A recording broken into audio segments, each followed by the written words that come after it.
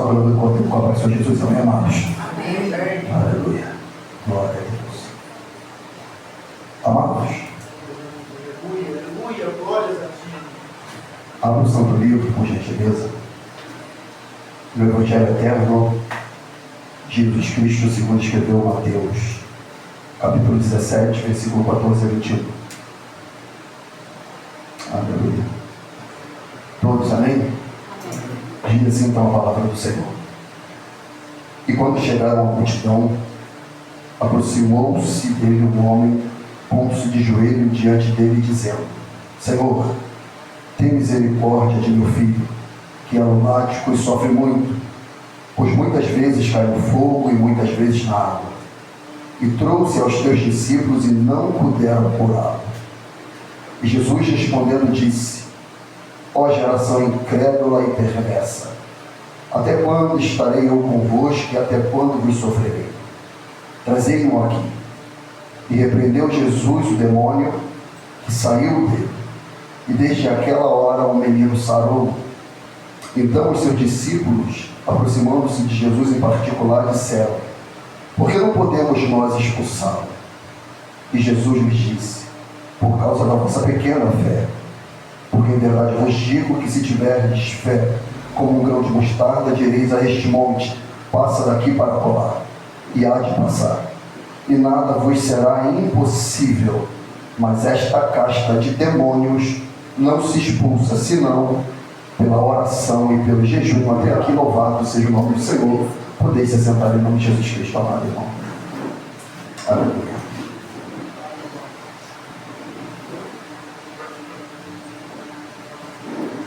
Amados irmãos, noiva do Cordeiro, preste bastante atenção nessa palavra que nós vamos ministrar nessa noite. Pudera nós, amados irmãos, viver, ainda que nesse estado aqui, da glória do Senhor.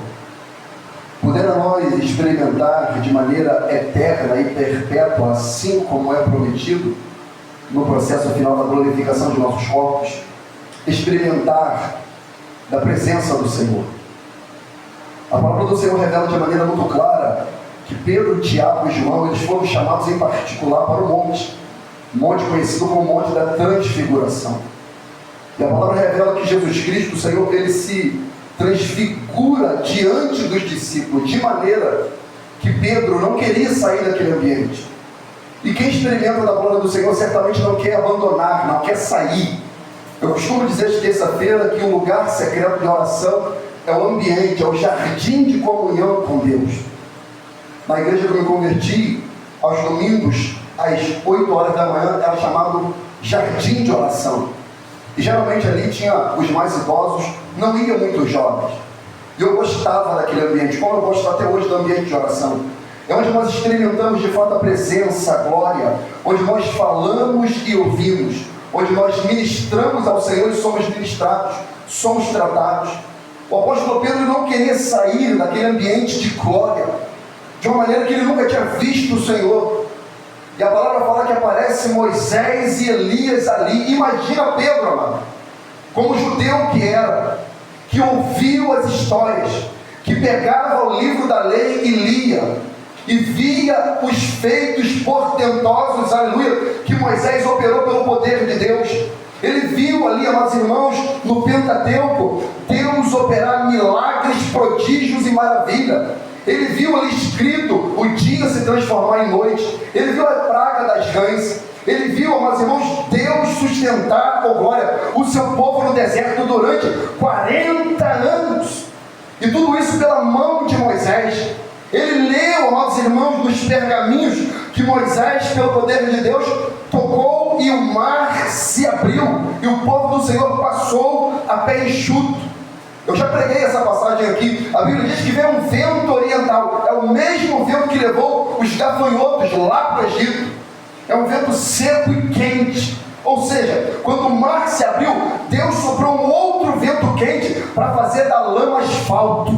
Oh glória, para quê? Para que nem eu e você venha chegar na terra prometida com uma gota de lama. Nós vamos chegar puro, santo, purificado pelo Senhor, amados irmãos.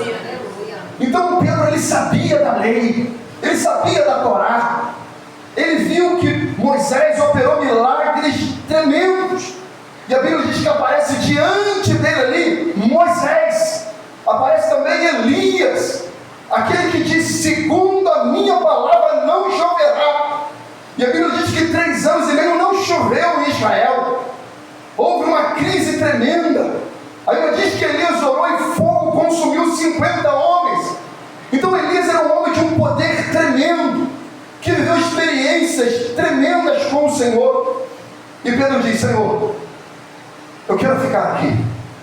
Eu quero que façamos, Senhor, ainda que seja 3 tendas, uma para ti, outra para Moisés e Elias. Ainda que nós venhamos a ficar no relento, eu quero ficar nesse ambiente de glória.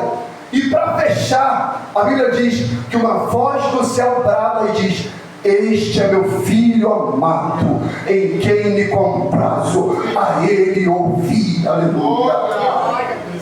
Então ele viveu essa experiência, uma experiência gloriosa, única. Entre todos os discípulos, Jesus escolheu a dedo Pedro, Tiago e João para terem essa experiência. Só que a nossa vida, enquanto aqui, não é munida só de glória, não é munida só de experiências portentosas. A realidade da vida, ela é dura, ela é densa, ela é negra, ela é escura, ela é pesada. De maneira que quando eles descem do monte, eles encaram essa realidade. Qual? De uma multidão esperando Jesus descer. E aparece um homem desesperado. Desesperado porque há uma crise na sua família. Há uma crise dentro da sua casa. E quantos na nossa nação não vivem crise dentro de suas casas? No seio de suas famílias? Todavia podem estar até adorando, todavia podem até estar cantando, todavia, a certa feita, podem aparentar estar bem, mas só eles sabem a crise que habita em seus lares. E esse homem aqui, por algum motivo, ele busca uma solução para a sua crise, ele vai até o Senhor. Agora, por que ele já não estava com o Senhor? Por que ele já não estava na presença do Senhor? Por que de fato ele já não estava vivendo uma comunhão plena com o próprio Senhor Jesus? Porque quando os discípulos descem, versículo 14, e quando chegaram à multidão, aproximou-se dele um homem, pondo-se de joelho diante dele, dizendo, ou seja, a aplicação é simples e clara, mano. Se ele se aproximou, significa que ele estava distante. E essa é a realidade da maioria, distantes do Senhor, distantes de uma vida de comunhão plena, distantes da vida de oração, distantes com a comunhão com a palavra. Irmãos, se nós de fato lêssemos a palavra, como pegamos o nosso telefone, como vemos o nosso telefone, como vemos o YouTube, quando pesquisamos ou estamos no Instagram, rolando, de fato seríamos pessoas bíblicas, santas, puras, experimentaríamos glória e poder do Senhor. Mas a verdade é essa, que de fato a gente não está próximo de Deus como deveríamos estar. Certamente esse homem aqui só se aproximou porque a crise bateu a sua porta. E muitas pessoas são assim, só buscam o Senhor porque está a crise, só buscam o Senhor porque de fato tem uma confusão, só buscam o Senhor porque de fato tem uma enfermidade, tem uma debilidade, uma crise financeira, uma crise conjugal. Muitos só se aproximam de Jesus dessa maneira. Mas ainda assim, o Senhor quer e deseja que você se aproxime dele, irmão. Ele quer que você busque a Ele.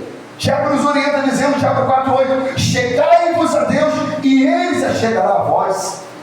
A Bíblia diz, buscai o Senhor enquanto se pode achar. Aleluia, invocai enquanto Ele está perto. Então aquele homem, ele foi debaixo da orientação de Isaías, buscai o Senhor enquanto se pode achar. Ele falou, eu vou buscar o meu Senhor, eu vou buscar o meu Deus. Eu já ouvi falar acerca dele, eu já ouvi falar que ele andou sobre as águas, eu já ouvi falar que ele curou leprosos, eu já ouvi falar que ele ressuscitou Lázaro, eu já ouvi falar que ele ressuscitou o filho da viúva de Naim, aleluia. Eu já ouvi falar que ele fez paralítico de 38 anos andar. Ele é Deus, ele é poderoso. Eu estou distante, mas vou me aproximar. Eu irei buscar a sua presença. E nessa noite, você que está assim, distante de Deus, Ele te convoca a se aproximar novamente da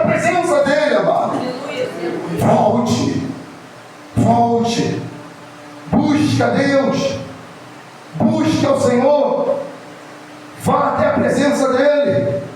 Salmo 34, 4 diz: buscai ao Senhor, busquei ao Senhor e ele me respondeu, livrou-me de todos os meus temores.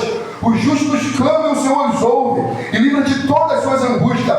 Perto está o Senhor dos que têm o coração quebrantado e salva os contritos de espírito. Agora esse homem ele foi, mas ele não foi de qualquer maneira. A Bíblia diz que ele se colocou de joelhos. Ele se colocou de joelho diante dele dizendo, ou seja, dizendo aqui é uma oração. O ajoelhar-se é aqui humildade, reverência. Ele não chegou de qualquer maneira. E hoje, amados irmãos, os homens querem se ajoelhar diante de outros homens, achando que homens podem resolver a sua demanda. Aí não. Quem pode resolver a minha, a sua demanda é o próprio Senhor. Então que nós venhamos a chegar diante de Deus com oração e com humildade.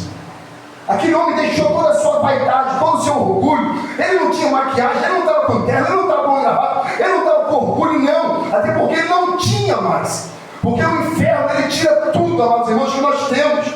O inferno não respeita a nossa família. O inferno não respeita os nossos diplomas. O inferno não quer saber se você fala 5 idiomas. O inferno não quer saber se você mora no condomínio, na Barra da Tijuca. O inferno não quer saber se você tem um carro de 500 mil reais. O inferno não quer saber se você é bonito ou feio. O inferno quer nos levar à morte e à destruição.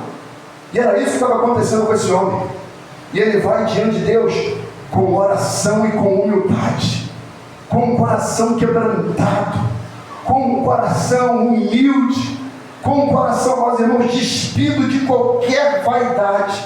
Ele busca ao Senhor, aleluia. Salmo 95, 6 diz: ó, vinde, adoremos e prostemos e ajoelhemos diante do Senhor que nos criou.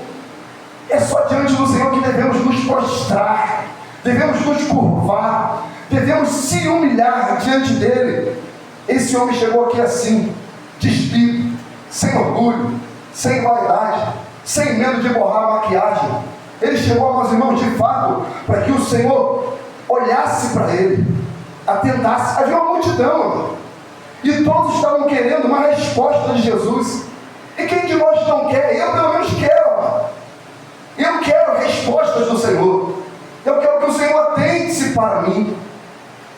Nós devemos chegar, ousar o exemplo desse homem aqui como um exemplo plausível, pondo-se de joelho diante dele e dizendo, orando, buscando ser atendido, buscando uma resposta. Hebreus 12, 28 diz: pelo que tendo recebido um reino que não pode ser abalado, retenhamos a graça pela qual sirvamos a Deus agradavelmente com reverência e piedade, porque o nosso Deus é um fogo consumidor. Esse homem aqui sabia quem era Jesus. E hoje muitas pessoas não dizem saber quem é Jesus. Ou dizem, né? Dizem. Mas confundem o cordeiro com o coelho. E a Páscoa não tem nada a ver com o coelho, tem tudo a ver com o cordeiro. Tem tudo a ver com o sangue vertido na cruz do Calvário. E é somente diante dele que a gente deve se curvar e adorar ao nosso Criador. Esse homem tinha um problema. E vocês vão entender o porquê que eu estou trazendo essa mensagem aqui. Ele tinha um problema na sua casa. Quando você analisa as Escrituras, você percebe um problema familiar. Por exemplo, a mulher Sírio-Fenícia, a mulher cananeia, a Bíblia diz que a filha dela está miseravelmente endemoniada. Mas somente ela vai até Jesus. Cadê o marido? Esse homem aqui, o filho dele está miseravelmente endemoniado. Cadê a esposa? Cadê? Aquele homem estava 38 anos paralítico. Cadê a sua família? Cadê os seus familiares? O gadareno estava vivendo no sepulcro. Um homem violento, cruel, vivia nu, andava despido, causava uma crise na sociedade, cortava-se com cacos de telha, andava, a sua morada era o cemitério. Cadê a família daquele homem? De maneira que quando Jesus o cura, Jesus fala: volta para sua casa e diga quão grandes maravilhas o Senhor te tem feito. Vivemos uma crise familiar. em que o marido quer buscar a Deus, a esposa não busca a Deus, em que a esposa busca a Deus e o marido não busca a Deus. Viu uma crise no meio familiar que quando o problema acontece, somente um abraça a causa, somente um quer buscar a face do Senhor, e isso sobrecarrega, isso muitas vezes cansa, isso muitas vezes magoa. Mas quem de fato quer Deus, independente das circunstâncias, ele busca a face do Senhor, ele vai diante do Senhor. Por isso que esse homem diz: Senhor, tenha misericórdia de meu filho.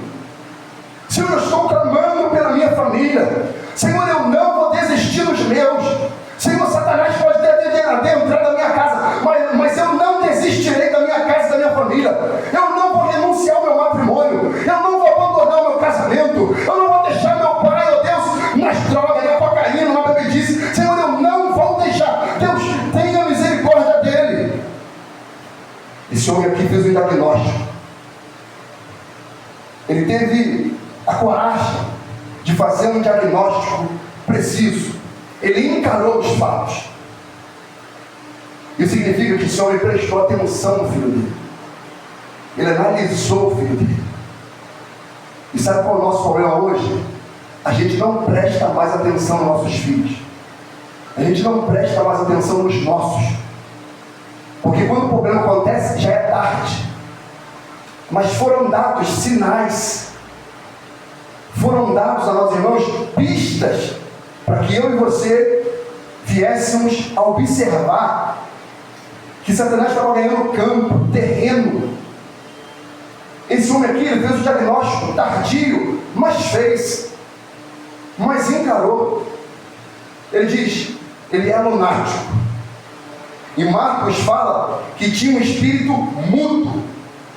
Lucas vai dizer que era filho único. Então era um pai de família com um filho único, e tinha um espírito que tomava o filho dele e deixava ele mudo. Você já prestou que essa geração não fala? Você já prestou atenção que essa geração de filhos não se comunica, não expressa, não bota para fora os seus sentimentos, são fechados dentro de si mesmo, gostam de ficar nos seus quartos, enclausurados. A amizade deles é o computador, é o celular, é o smartphone, é o iPhone. Você já reparou?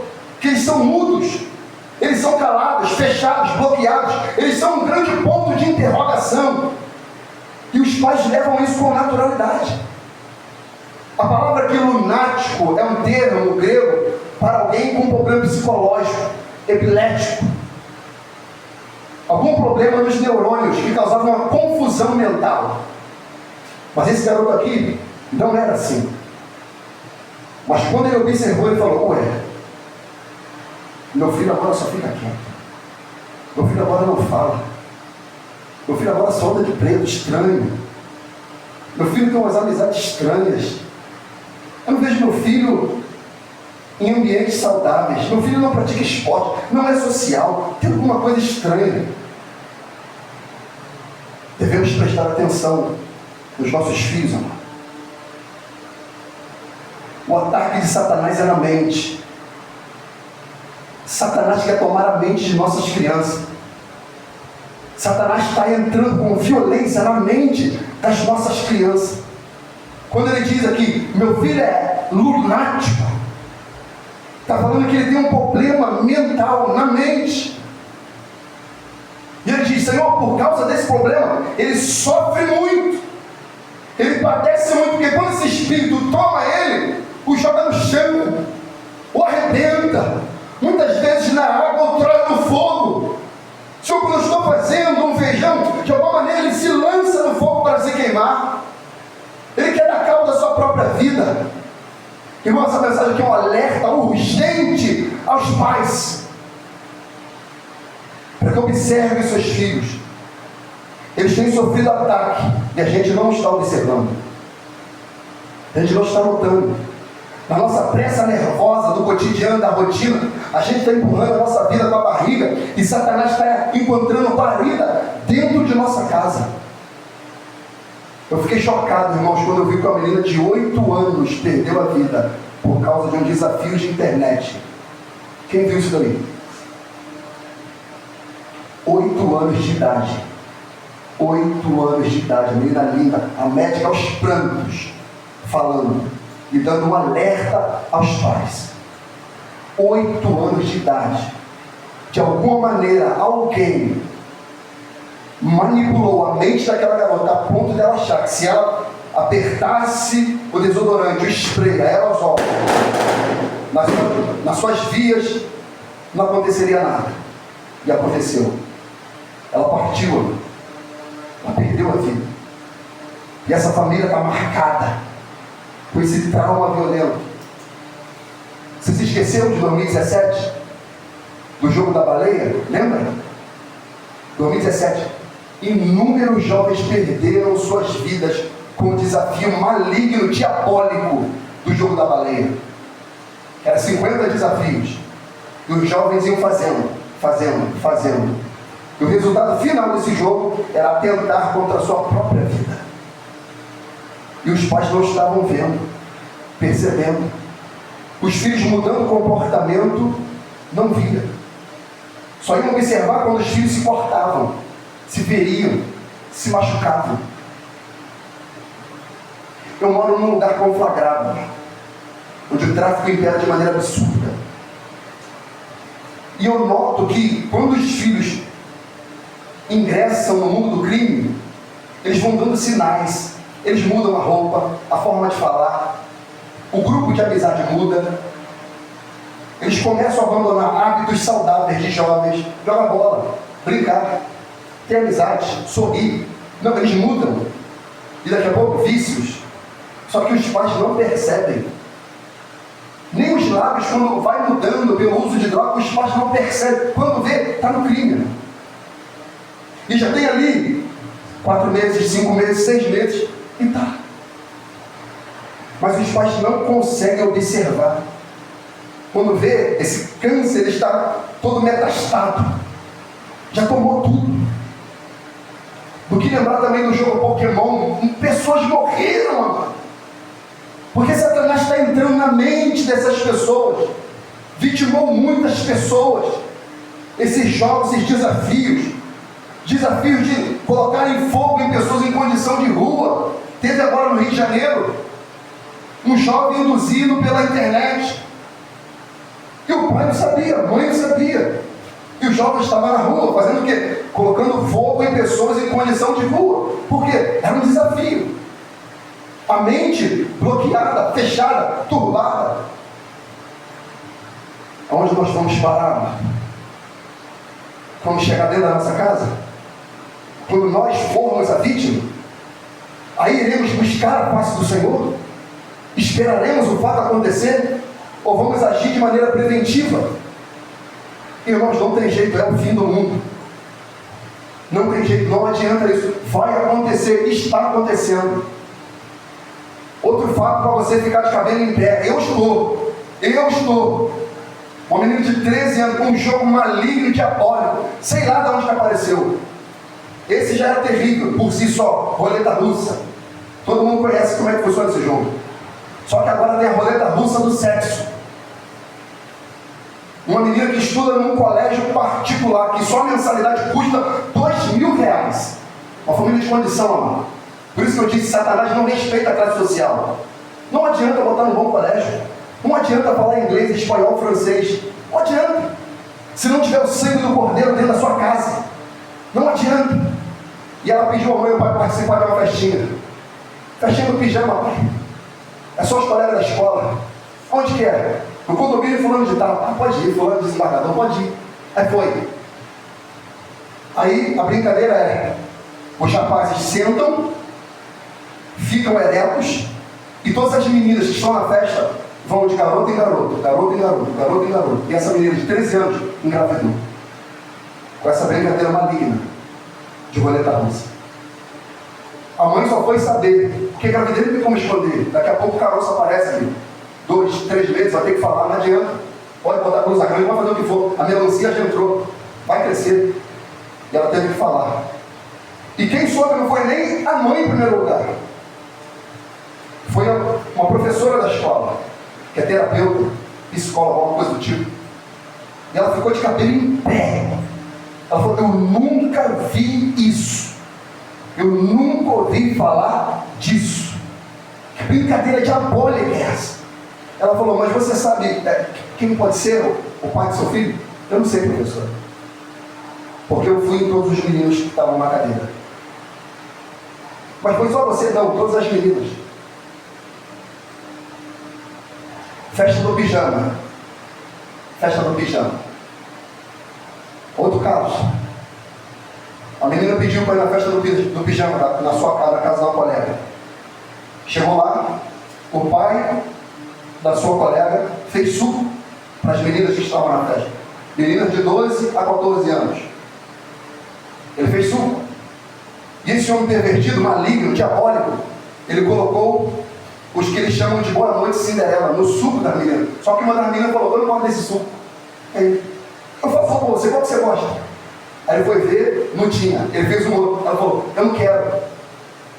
E depois que as outras meninas beberam, todas elas adormeceram. Aquela menina achou estranho.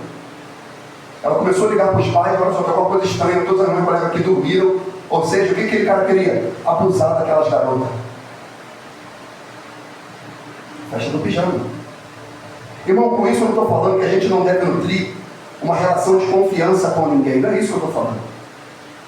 Se a gente desconfiar de todos, como é que vai ser a sociedade? Mas eu estou querendo dizer e pregar nessa noite aqui é para que você tenha atenção com os seus filhos.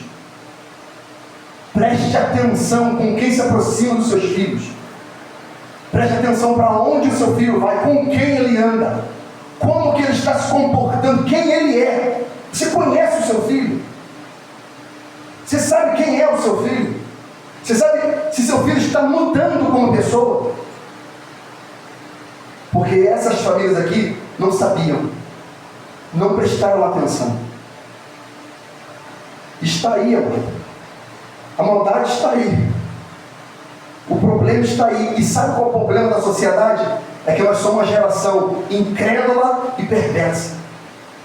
Não sou eu que estou dizendo, foi Jesus que disse. O problema é que quando alguém ouve isso, não crê. O problema é que quando alguém ouve isso, permanece vivendo da mesma maneira e não muda. E Jesus olha o diagnóstico social e diz, a Bíblia diz que esse homem leva ao Senhor e diz, eu levei a teus discípulos. Olha o outro diagnóstico. Eu levei a teus discípulos, mas eles não puderam curar. Incapacidade na igreja. Incapacidade na igreja. O problema também afetou, Vitor, a igreja. Irmãos, olha só, tem coisas que acontecem. Se a gente não tiver Jesus, a gente fica meio... Um garoto em Manaus, se não me engano, ele se batizou de manhã e de tarde, ele matou a sua própria mãe, irmão. O problema também está na igreja, a incapacidade. Ele falou, eu levei a teus discípulos, porque eu já ouvi falar que teus discípulos expulsam demônios. Eu ouvi falar que o Senhor enviou os seus discípulos para expulsarem demônios e curarem enfermos. E eu levei a eles, mas eles não puderam. Eles não tiveram condições de curar. Pelo texto, subentende que eram os discípulos que ficaram embaixo, não os que subiram. Porque ele vai até o Senhor, onde a multidão está, e ele apresenta o seu filho diante do Senhor. Ou seja, quem estava com o Senhor era Pedro, Tiago e João. Os outros demais estavam embaixo. Aquele homem procurou. Falou, eu levei até eles, mas eles não puderam. Incapacidade. É uma realidade, infelizmente. Eu não digo da igreja de Cristo. Estou falando da igreja de Cristo, o corpo. Mas partes do corpo de Cristo que compõem-se como igreja têm incapacidade de resolver esses problemas sociais. Quando Jesus fez isso, ele diz, ó geração incrédula e perversa, até quando estarei eu convosco, até quando vos sofrereis? Olha o que ele diz da sociedade. Olha o que ele diz do povo. O problema é incredulidade e perversão, pecado. Pecado. E com isso, Satanás está se aproveitando dessa vulnerabilidade social, dessa vulnerabilidade espiritual, dessa nossa distração coletiva, que faz com que Satanás ganhe campo no seio de nossa família. Satanás está aí, irmão. Os demônios estão aí. E a gente acha que qualquer coisa é problema médico, clínico. Com isso eu não estou abolindo a ciência, a medicina. Nem Jesus aboliu, ele disse não preciso de exames médicos. Logo, se ele diz isso, que não precisa de exames médicos, que ele está falando o quê? A enfermidade que a medicina trata. A enfermidade que os médicos têm conhecimento. Há enfermidades que os medicamentos podem tratar, mas há enfermidades que são de cunho espiritual. E com isso, só Jesus. Com isso, só o Senhor. E Satanás se aproveita. A passagem de Jó é clara, quando Deus fala para Satanás, para a gente saber de onde vem Satanás. Ele fala do inferno. Vim do quinto dos infernos. Vim lá, do lago de fogo. Não, ele diz, vim de rodear a terra e de passear por ela. E Jesus diz, viste meu servo Jó? Vi, claro. Claro que eu vi. Claro que eu vi sim. Então acho que não vai passar lá. Então você acha que só pelo fato de você ser crente, Satanás não está rodeando a sua casa. Não está andando como leão. Ele está. Ele só quer ver uma fresta para ele entrar. Irmão, Satanás não precisa de muito. Por isso que a Bíblia diz em Efésios 4, 27, não deixe lugar ao diabo. Ele precisa só de uma permissão, só de uma brecha. Não devemos dar oportunidade para o inferno entrar. E como que eu dou, pastor? Pecado. Incredulidade, pecado. Satanás entra. Esse homem aqui se aproximou de Jesus, ele estava distante. Distante de Cristo, Satanás, opa, estou perto de você. Você está distante da oração? Estou perto de você. Está distante da palavra? Estou do seu lado. Está longe da igreja? Opa, estou abraçando você. Estou com mágoas de irmão da igreja, eu estou segurando a tua mão e você é meu amigo, o diabo. 1 João 3,8 diz, quem pratica o pecado é do diabo. Quem pratica o pecado é de quem? Então tem gente que é do diabo, sim ou não? Tem gente que é. Tem gente que é. A Bíblia diz que Judas parou, ele estava no ambiente de ceia. E a Bíblia diz, e tendo Satanás já posto no coração de Judas. Satanás tem a capacidade de colocar no coração uma dureza dentro da igreja, mano. Entende isso, já? Satanás, ele pode, dentro da igreja, alguém com coração magoado, raízes de amargura, ele plantar algo no coração de alguém, vai tentar contra outra pessoa. Ele entrou dentro do coração de Judas e plantou, falou, entrega teu Salvador, ele vai libertar Israel nada, vocês vão continuar escravos, você não quer libertação? Entrega ele. E Judas foi lá. Mas quem que manipulou o coração dele? O diabo. E tendo já o diabo posto no coração de Judas, entrou. Analisa e Safira, Satanás entrando no coração. Entrou. E Satanás, o que ele é? O pai da mentira, homicida. João 8,44 diz que ele é homicida desde o princípio. Ele é o pai da mentira. A Bíblia diz que nós não devemos, amados irmãos, ignorar os ardis do diabo, que ele se transfigura em anjo de luz. Ou seja, ele tem a capacidade de transfigurar-se de inocente, de bom, de legal, de maneiro. E é isso que ele está fazendo com a nossa geração, com a nossa juventude, matando jovens, destruindo jovens, matando crianças. Satanás não está respeitando, gente. E a gente deve ficar alerta, atento. A palavra nos adverte, ele diz, sede sóbrio, vigiai. 1 Pedro 5,8, sede sóbrio, vigiai, porque o diabo, vosso adversário, anda em derredor, bramando como leão, buscando quem possa tragar. Ele está aí.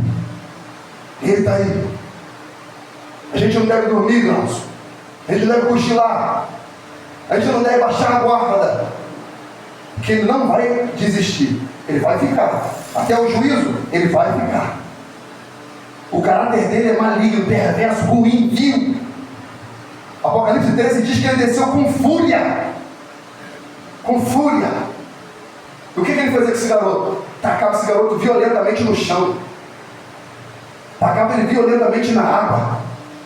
Outrora jogava ele no fogo. Aquele garoto estava cheio de marcas, cheio de traumas, perturbado, sofrendo, confuso, cheio de problemas, cheio de confusão mental. Aí Jesus disse: trazei-o aqui. E repreendeu Jesus o demônio. Note, se fosse enfermidade, Jesus não faria essa manifestação aqui. Jesus repreendeu o demônio que saiu dele, e desde aquela hora o menino sarou. Agora imagina o alívio daquele garoto. Quem já expulsou demônio pela experiência aqui, vê como é que a pessoa fica. O alívio, o aspecto de libertação, de serenidade. Mas a pessoa está confusa, ela não sabe nem o que está acontecendo. Agora aquele garoto ali está são. E os discípulos perguntam: Senhor, por que a gente não conseguiu? Por que a gente não conseguiu dessa maneira, dessa vez? Outrora a gente já expulsou, outrora a gente já orou, e eles se sujeitaram ao teu poder. Por que dessa vez não foi? Jesus falou: porque vocês baixaram a guarda, que vocês recuaram. Quando eu soprei o Espírito sobre vocês, vocês saíram no poder do meu Espírito. Só que passou o tempo, vocês acharam que era só carregar a Bíblia, era só estar de repente no culto de domingo, que já estava bom. Jesus falou: não. Esta casta de demônio não se expulsa senão pela oração e pelo jejum. O que Jesus está falando é: a gente precisa estar preparado um nível de consagração maior, porque nós vamos enfrentar batalhas espirituais em que precisaremos de um nível de intimidade, de oração e consagração maior. Oração e jejum. Não é oração para orar para comer, não. Não é oração para agradecer pelo café, não. Não é oração para agradecer pela janta, não. É oração para consagração, para ter a presença de Deus, para ser cheio do Espírito de Deus. E eu acredito que a nossa geração não jejuma mais. Eu acredito que a nossa geração não gosta mais de oração. Que isso, pastor? Porque foi votado aqui dentro dessa igreja aqui para voltar a oração. 23 pessoas votaram a favor. Só 8, 9, 10, quando muito 12 frequentaram a reunião de oração. Cadê o resto? Cadê o resto? Cadê? Não estou vindo não, pastor, estou com compromisso. Está orando em casa? No mínimo, no horário, na quantidade de tempo, minimamente, da reunião de oração? Acredito que não. Eu acredito que não. Não posso fazer ilação, mas eu acredito que não. Tenho o direito de achar que não. A gente não ora mais. Fernando, vivemos uma geração que não busca mais, Fernando. Que não quer mais. Alguns irmãos aqui vão no monte, tem gente que está em casa. Não vai. Tem visita, poucas pessoas aparecem. Não tem.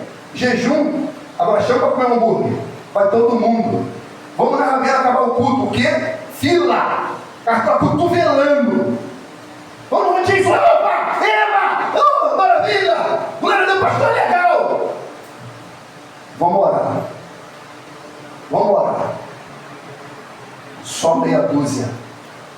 Só meia dúzia está como os espíritos, bebendo água aqui, ó. Mas olhando, atento, vigiando. O resto está como...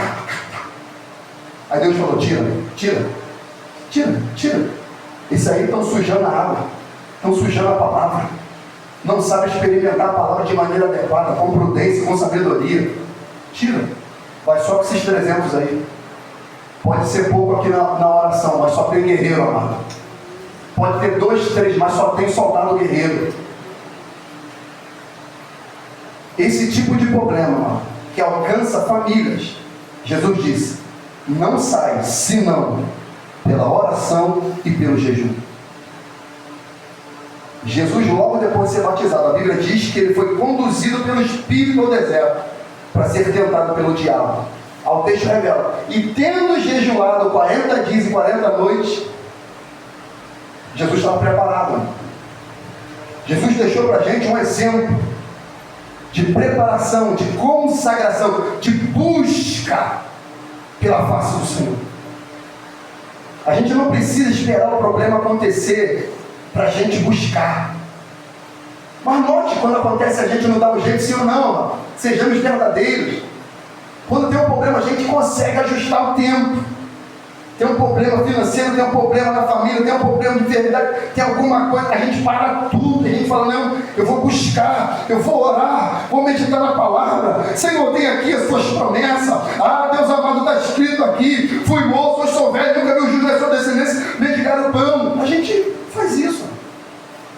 Mas quando a gente recebe o nosso milagre, a gente, vai relaxando. Satanás não relaxa. Satanás, ele não cochila. Ele não tira férias. Ele está aí. O que nós devemos fazer? Um nível de consagração total pela nossa família. Sujeitai-vos, pois, a Deus. Resisti ao diabo, e ele fugirá de vós. É submissão a Deus. O que é isso? Sujeitar-se à palavra de Deus, à vontade do Senhor. Não adianta falar, sai, diabo! Ele não vai sair. Ele vai rir da tua cara. Sai, em nome de Jesus! Diabo, você é um pornógrafo, você é um mentiroso. Eu vi essa conversa com aquela sua coisa, mas você quer me tirar daqui? Não vou sair. Não vou sair. Eu vou destruir a sua família, o seu casamento. Eu não vou sair. Você não tem autoridade sobre mim. Porque para os demônios saírem, a autoridade do Senhor tem que estar sobre nós, amado. Não é no nosso poder, é no poder dele. Mas pastor, e Mateus 7? Você quer ficar enquadrado em Mateus 7? É isso que você quer? Pessoas que profetizaram o nome do Senhor, pregaram o nome do Senhor, expulsaram o demônio do Senhor, e no final ele vai dizer, eu não te conheço. Por que não conhece? Porque não tem intimidade, oração. E por que você operou? Por misericórdia do enfermo, do perdido e do endemoniado. Não é por ele, pelo pregador ou pelo missionário, ou qualquer que seja. É pelo que está enfermo, pelo que está preso, pelo que está endemoniado que Deus operou. Mas no final Jesus vai falar, eu não te conheço. Eu não sei quem você é. Paulo foi expulsar o demônio. Aí uns olharam, os filhos sacerdotes, os 7 filhos sacerdotes, foram expulsar. Eu te expulso no nome do Deus que Paulo prega. Falou, Paulo eu conheço, Jesus sei quem é, e vocês? Vocês não são conhecidos no mundo espiritual. Vocês não têm relevância no mundo espiritual. Vocês não oram, vocês não jejuam, vocês não fazem nada, vocês não cumprem a palavra. Tem gato net, tem gato na televisão, tem tudo, a lambança. Eu não conheço vocês. Não conheço. E o que a Bíblia diz que os demônios fizeram com eles? Deram uma coça. Saíram pelados, nus, envergonhados. Por quê? Não tinha relevância no mundo espiritual. Não tinha autoridade no mundo espiritual. Foram humilhados. Por quê? Porque a gente não se sujeita mais a Deus. A gente quer levar a fé cristã na coxa. Desculpe a palavra, na coxa. A gente quer cinema, a gente quer roupa nova, a gente quer perfume, a gente não quer consagração, amado. E como pastor, estou pregando sim, com essa autoridade. Para que um dia você não me chame com um problema desses aqui dos quais eu citei. Porque geralmente o pastor é assim, só vai quando o caldo entorna, quando o problema está grave.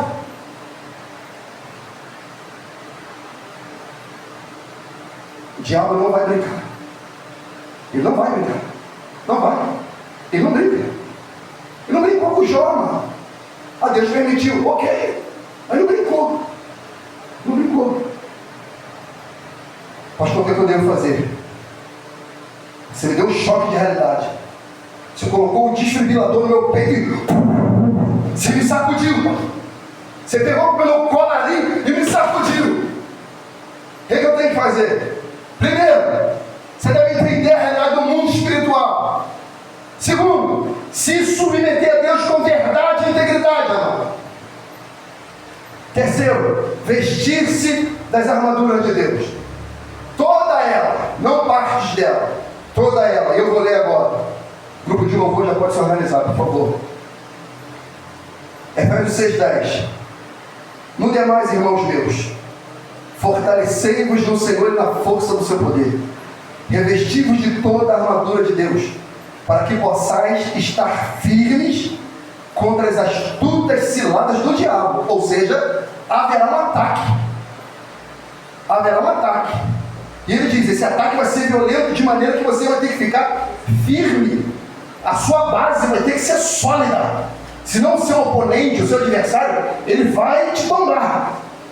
Então, revista-se de toda a armadura de Deus, para que possais estar firmes contra as astutas ciladas do diabo. Ou seja, ele virá com estratégias.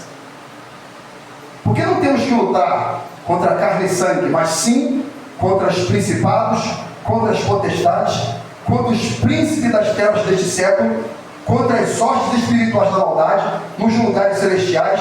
Portanto, tomai toda a armadura de Deus, para que possais resistir no dia mau, e havendo feito tudo, ficar firme. Ou seja, o que ele quer dizer? Vai haver o dia mau. Ele acontecerá. Ele chegará para todos. Estai, pois, firmes, tendo cingido os vossos lombos com a verdade, o peito e o coração. Sobre tudo que se deve guardar, guarda o teu coração, porque dele procedem todas as saídas da vida. E vestida com a couraça da justiça. A couraça da justiça é aqui, a justiça de Cristo em nós. Eu devo ser um discípulo de Cristo. Eu devo ter o sangue do Cordeiro sobre mim. Senão não adianta. Satanás vai falar, tu é meu. Eu e você somos passa, amigo. Somos da tropa de Neymar, nós somos passa. Não adianta. O sangue de Jesus não está em você? Então você é meu passa. E calçar os pés na preparação do Evangelho da Paz. Ou seja, caminhada cristã. Não adianta caminhar hoje e desistir amanhã.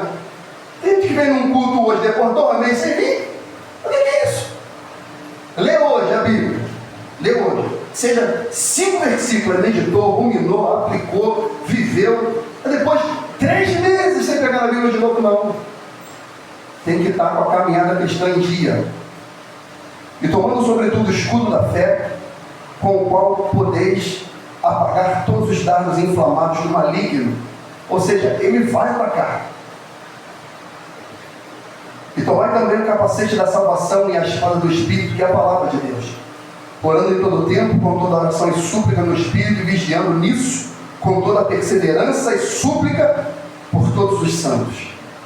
Ou seja, oração congregacional. Oração individual, que Efésios aqui diz, e oração congregacional, oração por todos os santos. Os santos da sua comunidade cristã, os santos que estão espalhados sobre o mundo, devemos orar. E as pessoas não vivem. Aqui, isso é natural, olha para mim, não resiste não, olha para mim. Jesus disse, estás, pois, na cidade de Jerusalém, até que do alto seja revestido de poder. Porque essa promessa que envio de meu Pai, apareceu para 500, só 120 estava. Atos capítulo 2. Esse povo foi cheio do Espírito Santo, pregou 3.000.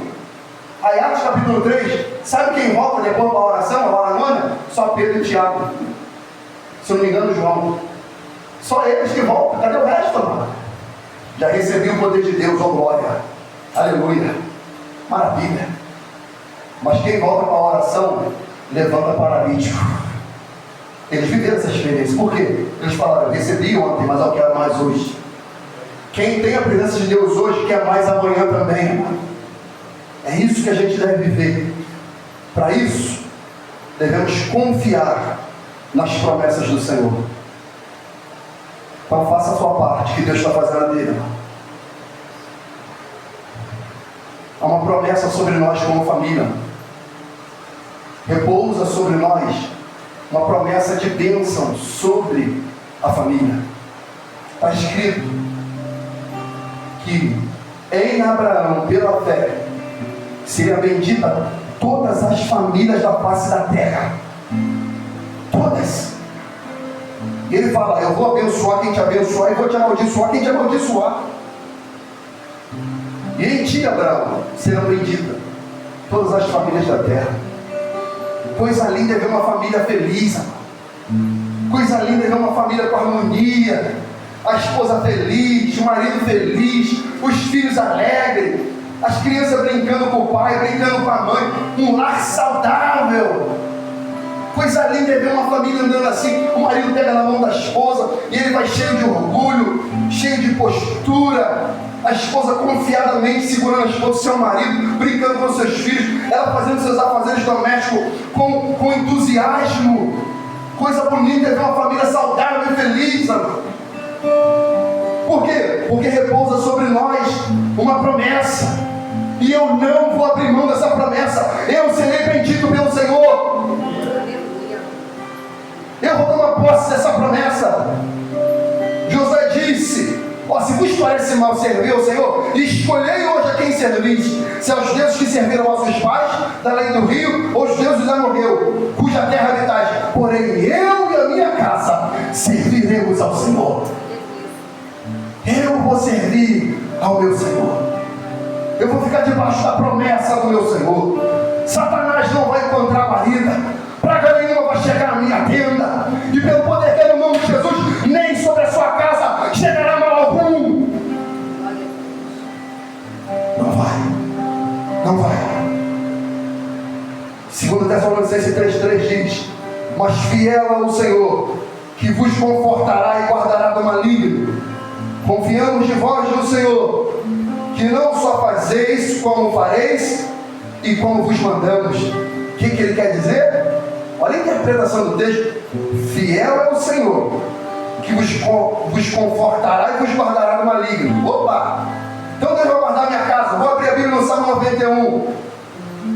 Aqui a interpretação: e confiamos de vós no Senhor, que não só fazeis como fareis e como vos mandamos. Como que Deus vai me guardar do maligno e vai me confortar? Quando eu obedeço a sua palavra.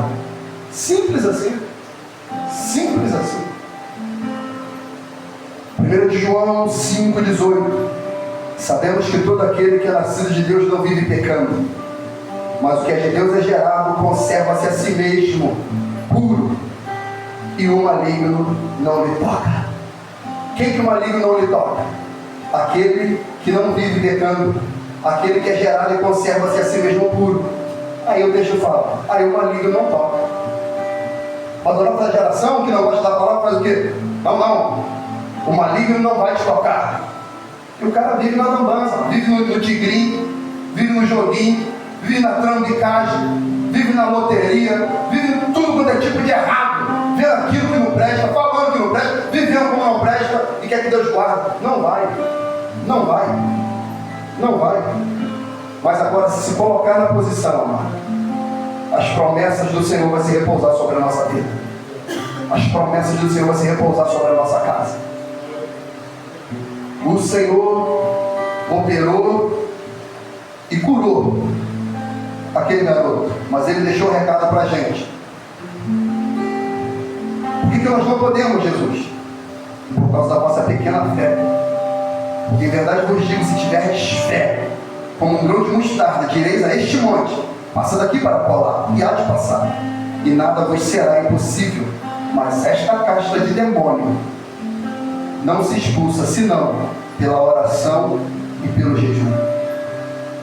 Irmãos, a gente vive uma geração tão estranha de vício, que quando você vai estudar a Bíblia teologicamente, nas academias teológicas, eles falam que esse texto aqui não está dentro dos originais, foi incluído. Então, se não está nos originais, como a gente pegou em alguns do Mar Morto, não é cânon sagrado, mas entrou na Bíblia. E eu sou bibliocêntrico. Se está na Bíblia, eu acredito. Não quero saber se o teólogo disse que não estava lá no pergaminho do Mar Morto, eu não quero saber. E não tem mal algum no texto que diz que essa caixa de demônio não se expulsa senão pela oração e pelo jejum. Opa, então vou jejuar, vou orar, que mal tem isso? Se a Bíblia o tempo todo manda orar, e Jesus ensinou que eu tenho que jejuar. Mas os teólogos secos, frios, eles querem isso daí. Eles estão dando ouvido a espíritos enganadores e a doutrina de demônio. Mas eu e você devemos atentar-se para a palavra de Deus e se colocar como atalaias do Senhor, como profetas, sacerdotes, guerreiros da nossa casa, para que a nossa família não seja atingida, para que a nossa família seja preservada. Noé pregou para todo mundo, ninguém quis ouvir e falou: minha família vai entrar na arca. Tu não quer não? A minha família vai. Ele entrou junto com a família dele. O meu papel é alertar como servo de Deus. Ouve o alerta quem quiser. Mas depois não diga que Deus não avisou. Ele avisou. Ele usa às vezes algumas mulas para falar. Então atente-se para a voz de Deus. Fique de pé comigo em nome de Jesus Cristo. Para a glória do Eterno.